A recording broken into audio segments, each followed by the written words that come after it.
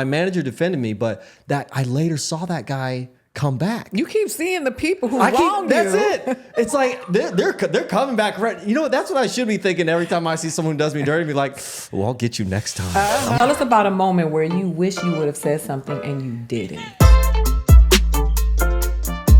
There's nothing better than this. Say what you mean. Say what you mean. Say what you mean. Say what you mean. Say what you mean. Welcome to Say What You Mean, where people stop by to share stories about moments in their lives where they wish they would have spoken up. Those moments where you're having an argument, you're sitting and basking in this passive-aggressive bubble, and you wish you can say something and you don't. Something keeps you from saying it. Well, here is your opportunity. This seat right here. So before we get into our guests, I always like to share my very own story of a moment where I wish I would have spoken up. And that would be one time when we went to Disneyland and I was pregnant with my daughter, and one of my friends' child, who was a bit unruly, started to haggle or started to wrestle with me and almost kicked me in my stomach, and I didn't say anything. And I wish I would have said, if you don't get this little bad kid the hell away from me that is trying to assassinate my baby. What the hell, bro? When does this become okay? Why do we not tell children, you got to do something about this? Because if not, they going to end up on the internet being shared by Black Twitter while the police looks for them. So I wish I would have gotten that off my chest. All right, now let's get into it. Joining me here today is my friend, my foe in sketches. He is somebody who I think is extremely talented, not just an actor, but also a writer and a director. He's directed me. We love him in Murderville in my home because we watch the show and it is one of the funniest shows. But I love him on Bounce TV's Johnson, right? I watched all of the seasons. I like that they gave him a Dominican woman. I don't like how that did him, and she needs to catch hands. But Oh no! I've been watching it, and I love his character on the show. Please put your hands together for Philip Smithey. Thank you so much, Ida. Thank you for having me. It's a blessing to be here, and you know what? I think we are very much foes in the sketch world. I'm starting to realize, like, every time we are making a sketch, we're kind of at odds. It's very fun. Yeah, it is fun. It is, but you're so funny, and improv is like something that you do well, right? And it's refreshing because it's something that, as a stand-up comedian, it sharpens my tool and vice versa. My tools. Right. So let me talk to you about this. You seem to always be very nice, but people who really know you know that you're also hyper intelligent. So when you get your digs in, they're usually above the room. It's true. So ever since I was a child, my sisters have accused me of being smug. You are. For as long as I can remember. And it's because it's funny that you're like, hey, this is the show where you get to say what you mean, because I'm the dude that knows how to keep quiet and not say anything, and I just give people looks. So I've been giving my family those looks for years, and they're like wondering, what's up with me. And I feel like I am the guy who knows how to just like keep his mouth shut, but have a whole bunch going on in the background. So this is a great opportunity for me. I'm very excited. I'm glad. I'm excited about what's going to come. Do you feel like you get cast as a character that tends to be someone who people think is really nice and kind of a pushover? Yeah.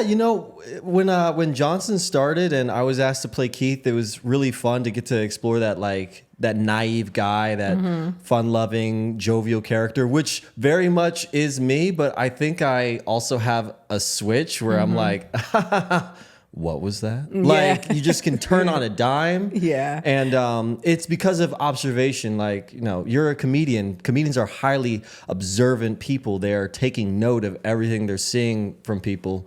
And I don't think I can't do stand-up, but I am always watching what's going on around me and taking like mental notes. So yeah, I watch you on Johnson, and I laugh because I know I always think about what you're thinking. You know, like when because you become the character and you become this world, and you become immersed in this world. And I think, I wonder what Philip is really thinking. In school, as an actor, like your professors can teach you different ways of performing. And one of the most fun ones I remember was a professor basically explaining to me like that it's about what the audience perceiving, not about what you're thinking. And he gave the example of you can be shopping for groceries in your mind and still giving an award-winning performance. Yeah. And I think about that sometimes when I'm on set, like, ooh, I wonder if I can really be in this moment, but also just like separate myself at the same time.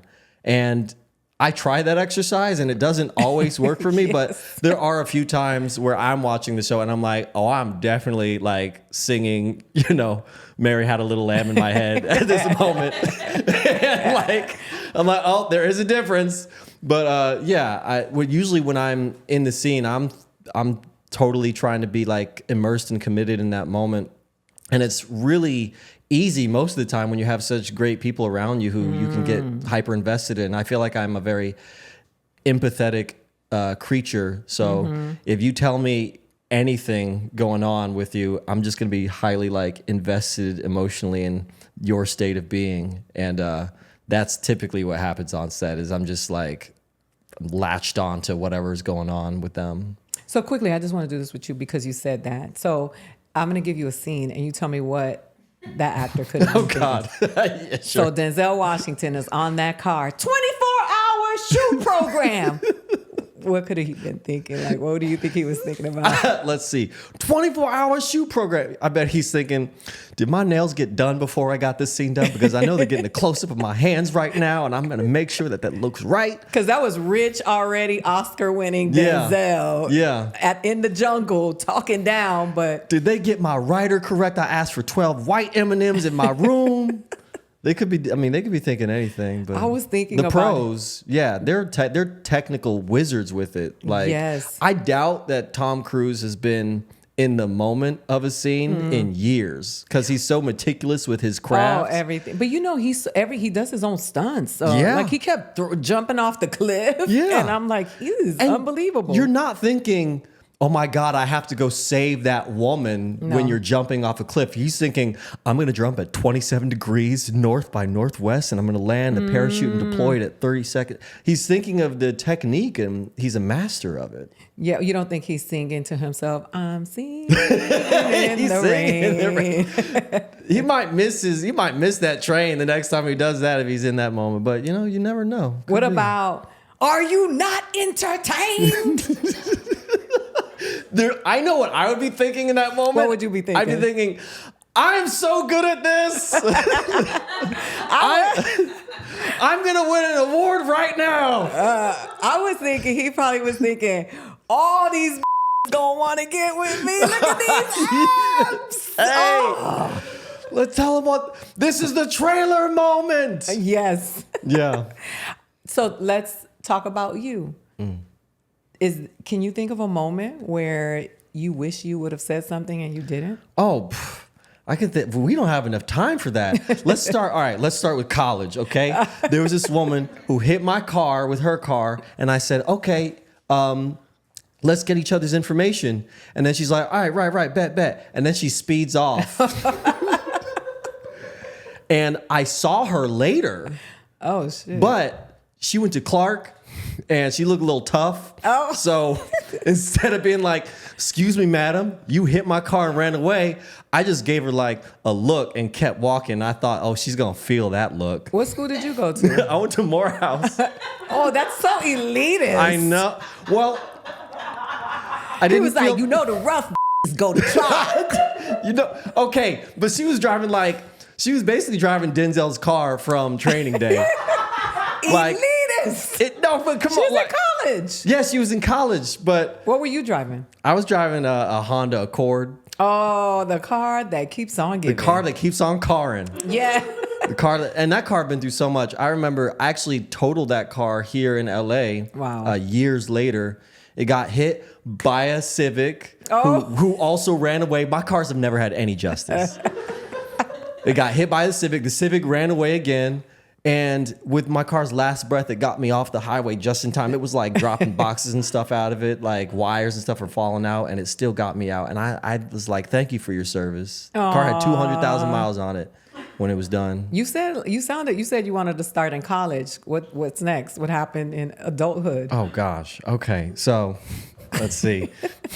I know you got some stuff to get off your chest. Oh, so I mean, so much to get off my chest. Well, okay. I was a server for a really long time at a California Pizza Kitchen and a bunch of other places. And one of the main things that you got to do is not say anything. So I remember there was a guy who came into this other restaurant I was working at, and he ordered oysters and wine, and I brought his oysters after his wine.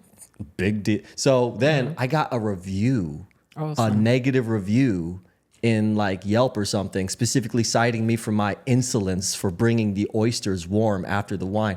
And my manager defended me, but that I later saw that guy come back. You keep seeing the people who wronged you. That's it. It's like they're coming back. Right. You know what? That's what I should be thinking every time I see someone who does me dirty. Be like, well, I'll get you next time. I'll see you again. He's like the random from Clark, the dude with the oysters. The dude with the oysters. He came back and he wasn't in my section, but like... Oh, he came back to the restaurant. He came back to the restaurant and I like walked by him and he gave me such a like...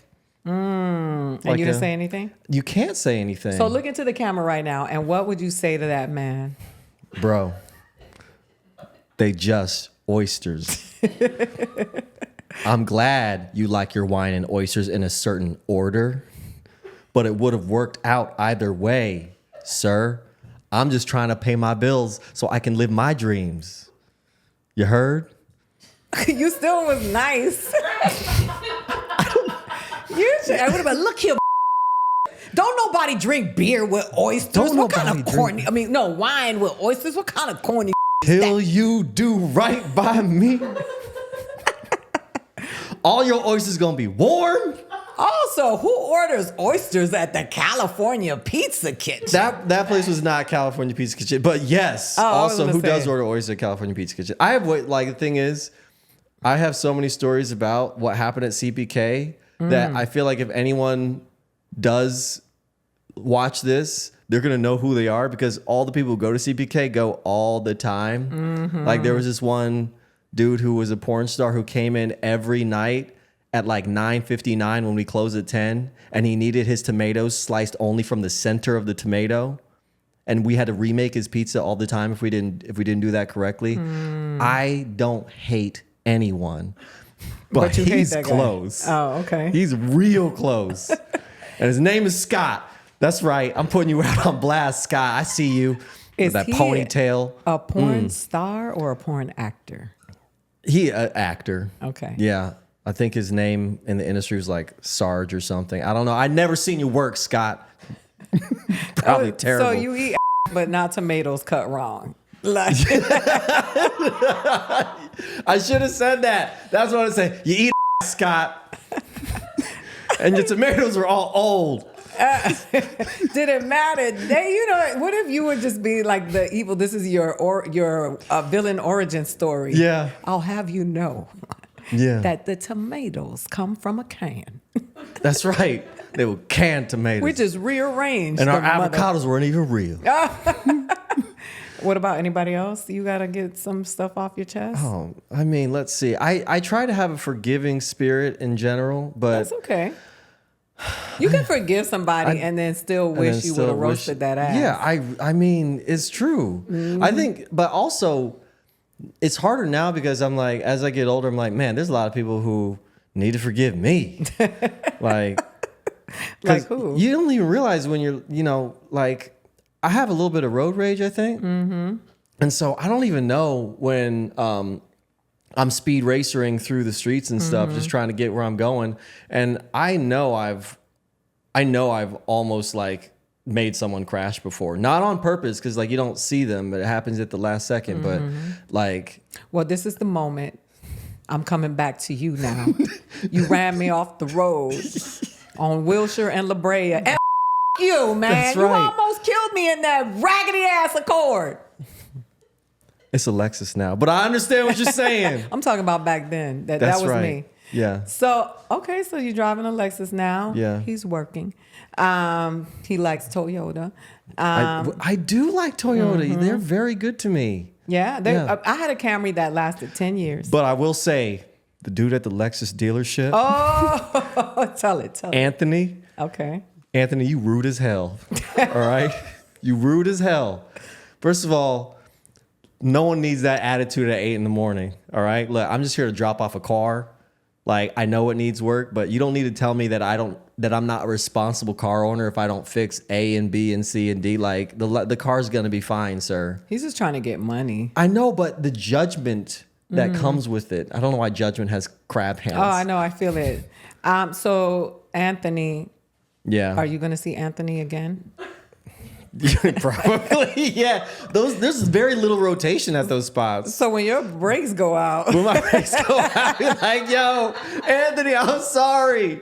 But you know what? You can't even fix the car. You just the dude doing the intake.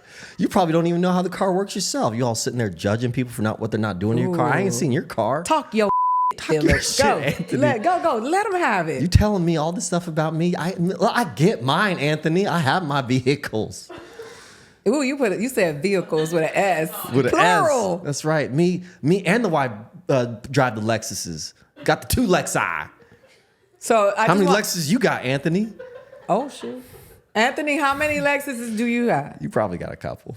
He Probably got. He gets a discount. You get the family discount. He probably got like the sport, the utility, the sedan, the everything, the SUV. We're gonna hear about when Anthony hit your car and ran. Yeah. Oh, that reminds me. I've only been fired once. Okay. All right, and this is like really something. So I was fired one time from this restaurant. And it was because I was doing a gig. I was shooting a video game in San Francisco. And so I'd been gone for months. Okay. And I come back, and a friend of mine wants me to pick up their shift. And so I do it. But then I get rejected from picking up that shift because the new manager doesn't know me. And I'm like, I worked here for 3 years. I don't know you, sir. Okay. You're the new manager. And so he let me work one shift on a Saturday, in which I got a bunch of compliments from tables. And then he called me in the next morning to fire me. To fire me. He didn't even stay for the shift. He didn't even know. Fire sign. To fire me. And he didn't even know like how I did. He was like, oh, he's just not cutting the mustard. I just made that up. But he was like, yeah, he's not the guy. And the worst part of it all was all the people of color in that restaurant were fired within a couple weeks. Oh, wow. Yeah, for different reasons. Tell him. I don't even remember your name anymore, but you a bitch. Like, He gets meaner and meaner by the time. I think you do real estate now. Man, I hope that your houses are haunted. I hope that you get less than 0.5% commission. I hope that people just cut a deal with you and be like, look, this is just a handshake. And then they go, psych. Yeah. And you get nothing. He makes me feel like a bad person because he's like, I hope you don't get your commission. I'll be like, I hope every house catch on fire, bro. Die slow. And he's like, I hope you never get a commission again. Yeah. Oh, wow. Yeah, that was a restaurant. So that was a place I used to work at for years. It was called, should I name the place? Sure.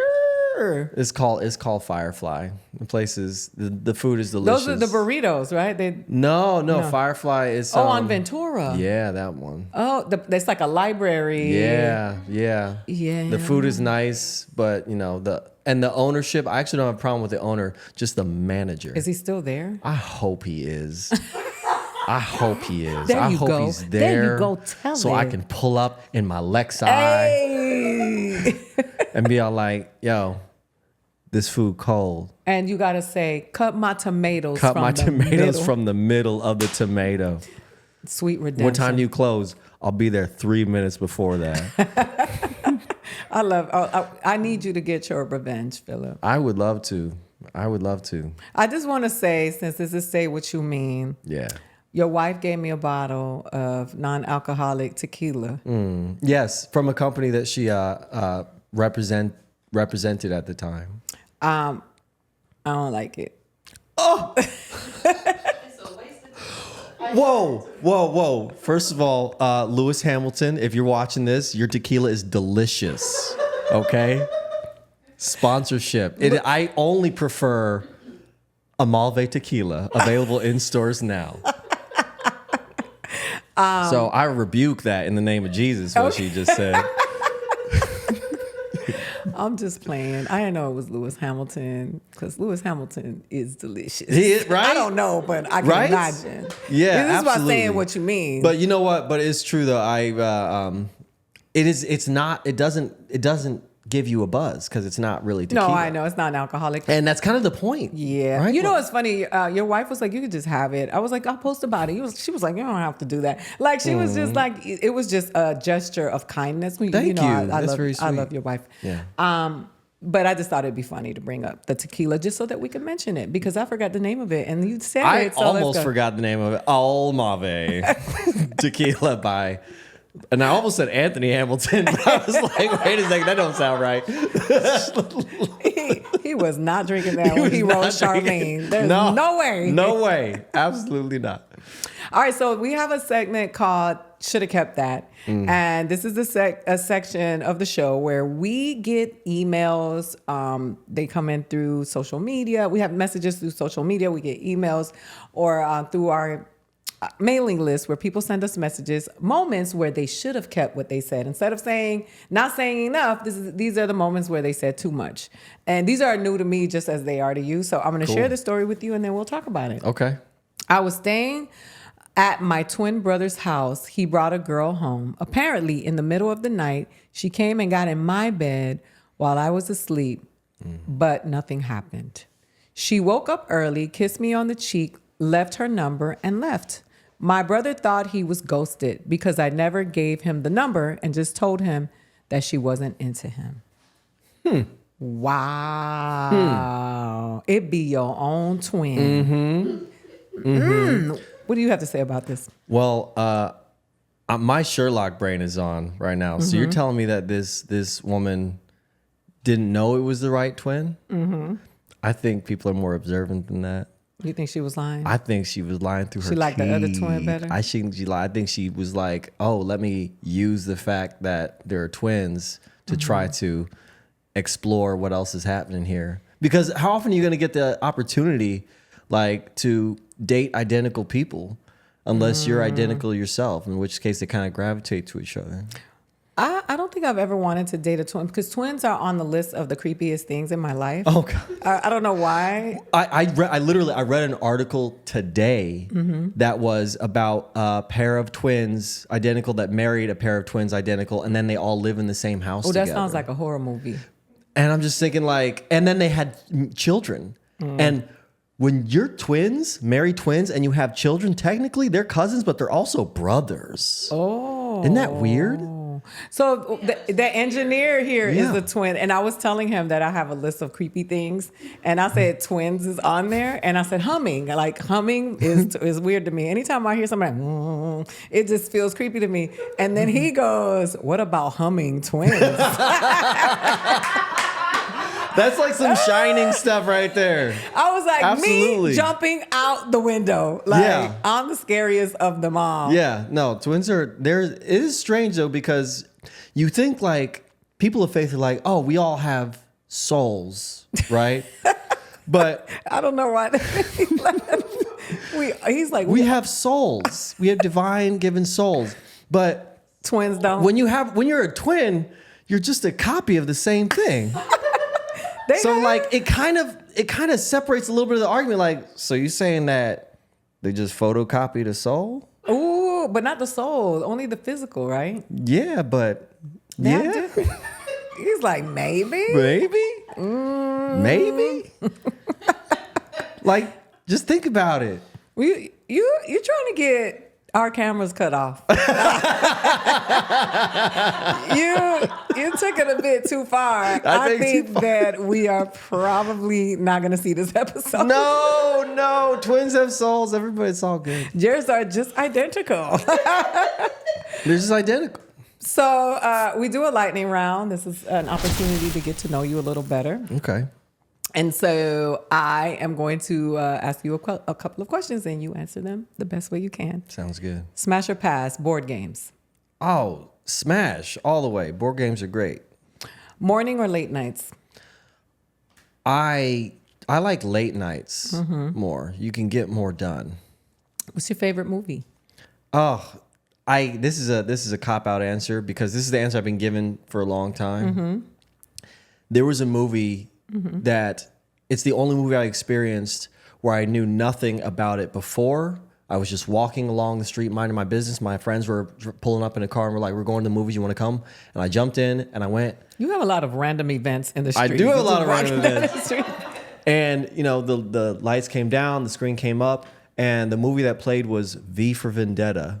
And I had never seen anything like it before. I didn't know anything about the movie, but it was Hugo Weaving, and it was like a British action drama, really rich dialogue.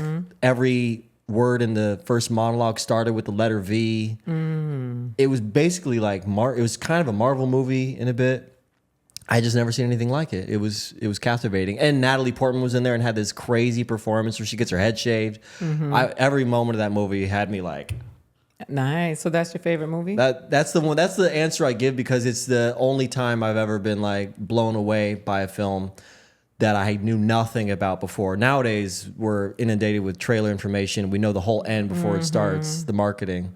That's how I feel about Drive. Yeah. The movie Drive with Ryan Gosling Drive? With Ryan, yeah, I love Isn't that it movie. weird that movie's kind of the same as Fall Guy?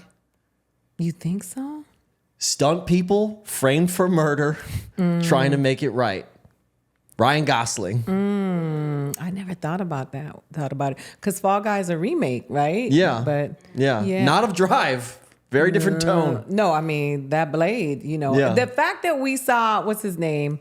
I can't remember his name. He's always funny, but in this movie, he was what's the name of him? History of the World. What's his name?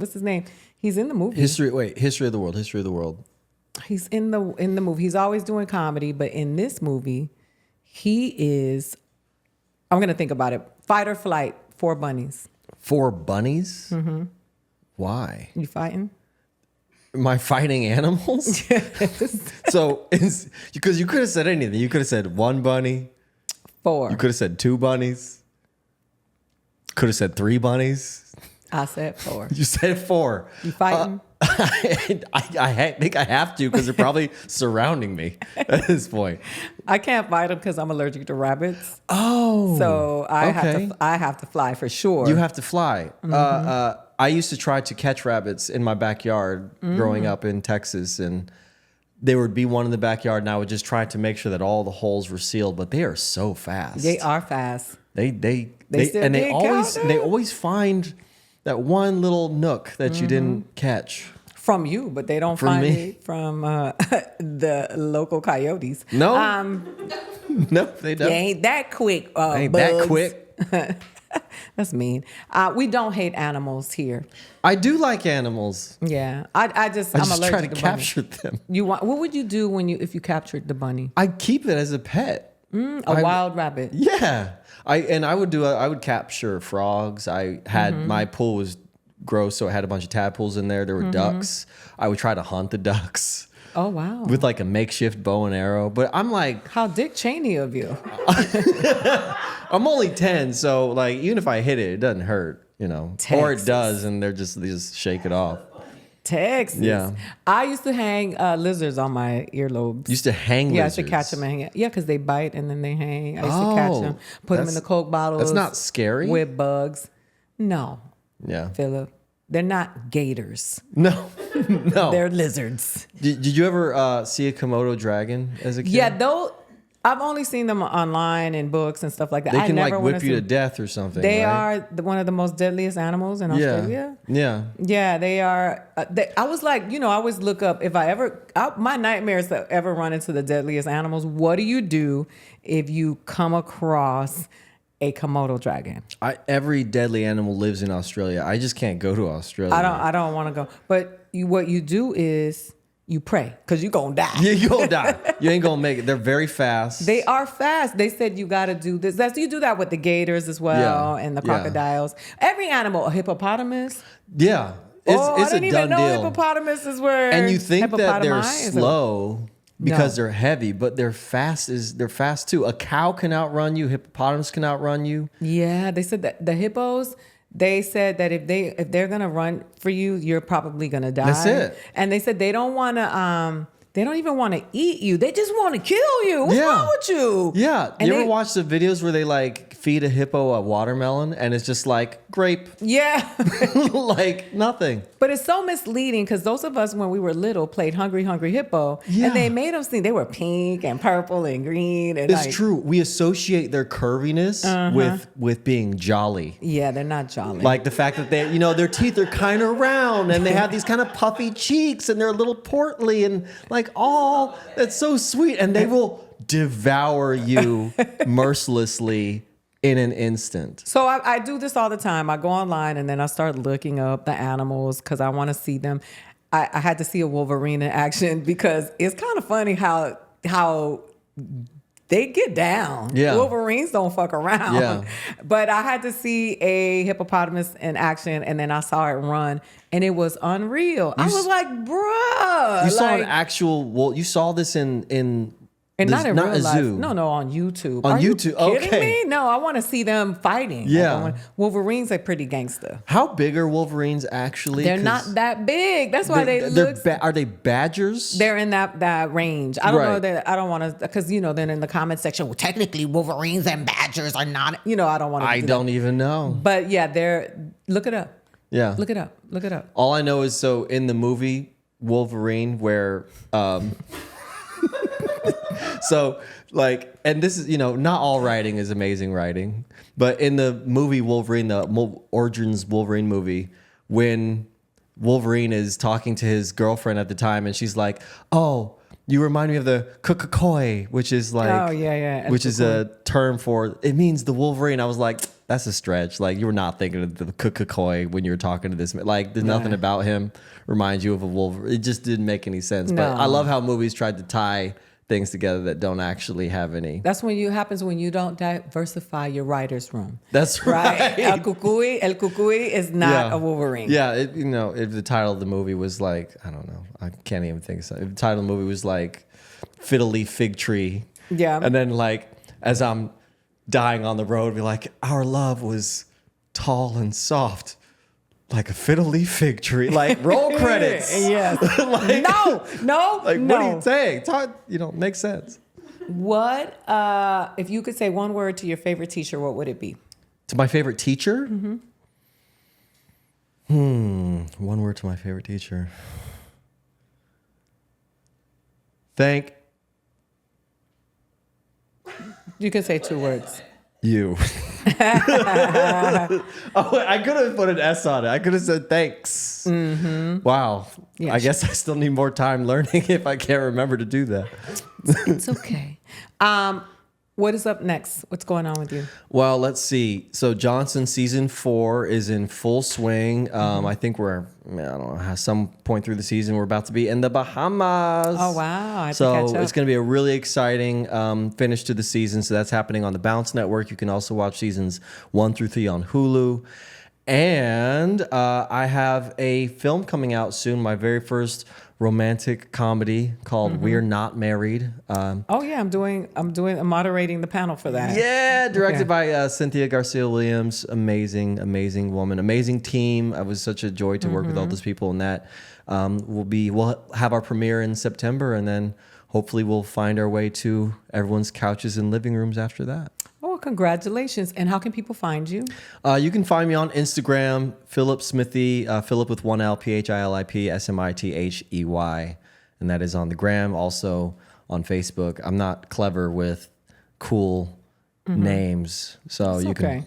Your name is enough. Yeah, the name is enough. But strangely enough, like it's not my email. You know how everyone's email is just like their name at email? I'm like, that's not mine.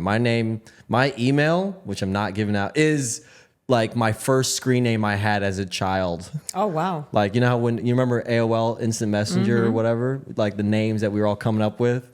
I came up with some really like funny ones. Like one was like, I'm not gonna kill you, like That's guy. not funny. That's a problem. That is a problem. But for a child, you're like, oh, this is hilarious. No, as a child, you're like, this kid got to go to therapy. Right. So I had that. I had anonymous guy. Okay. And anyway, why do they all sound like the names of the lead character of You? This is all his nicknames. Joe Goldberg, 27. No, yeah, that my email's like is still a screen name from like 1998. Well, I have your email address, but I won't give it out. Yeah. Thank you for being here. I appreciate you. Thank you for having me, Ida. It's such a great. It's fun. It's very fun. We should do this again. Next, what are you up to next week? Let's do this again. No, you see this? This is what I have to deal with in real life. I want to say thank you to you for tuning into another episode of Say What You Mean. Catch up with us on socials. We are at SWYM Pod on TikTok, Instagram, and X. If you are watching this, click the subscribe button. We want to hear from you in the comments section. Tell us your stories about those moments where you wish you would have said something or you should have kept that.